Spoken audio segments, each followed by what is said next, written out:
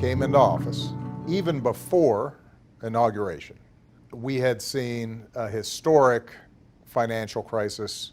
Irresponsibility on Wall Street had spread out to Main Street. We had to move fast, not just in 100 days. We had to move in the first month to get the Recovery Act passed.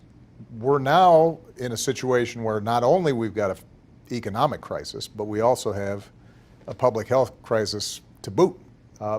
Tell me a little bit about how you're seeing the current economic crisis and how you're thinking about the economy right now. Well, Mr. President, there's three pieces that I see. One, we have got to sustain and keep people from going under forever.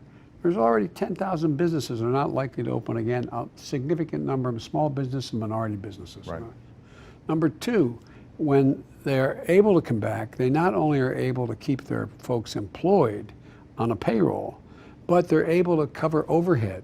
They're able to cover the additional expenses. For example, the idea you're going to open without social distancing, masks, tests, and all these things, right, that costs a lot of money. Those are added costs for They're small added businesses. cost. Right. And they should be able to have that added cost to be able to stay open, right, for the good of the country. But the next stage of this is going to be, if we're able to, if the stimulus can keep people afloat, then we have to deal with recovery. Right. And the recovery is building back, but not just building back, as you've been talking, now I've been talking about, building back better.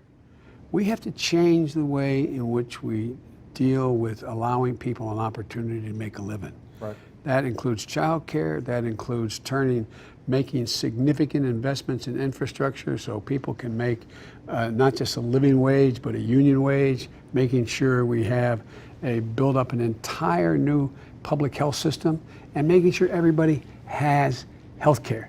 And well, now we have a chance. We can add a public option now. Right. But this guy's in court in the middle of a pandemic trying to take away the protection for 100 million people who have pre-existing conditions.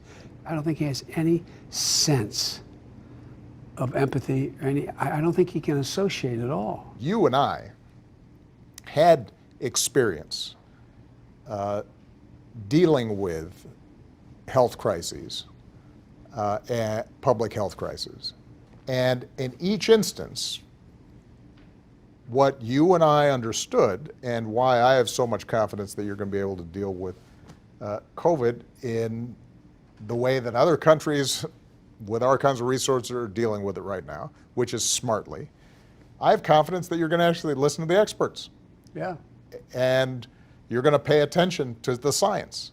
And you're not going to quit on trying to actually bend down the curve of disease and transmission rates.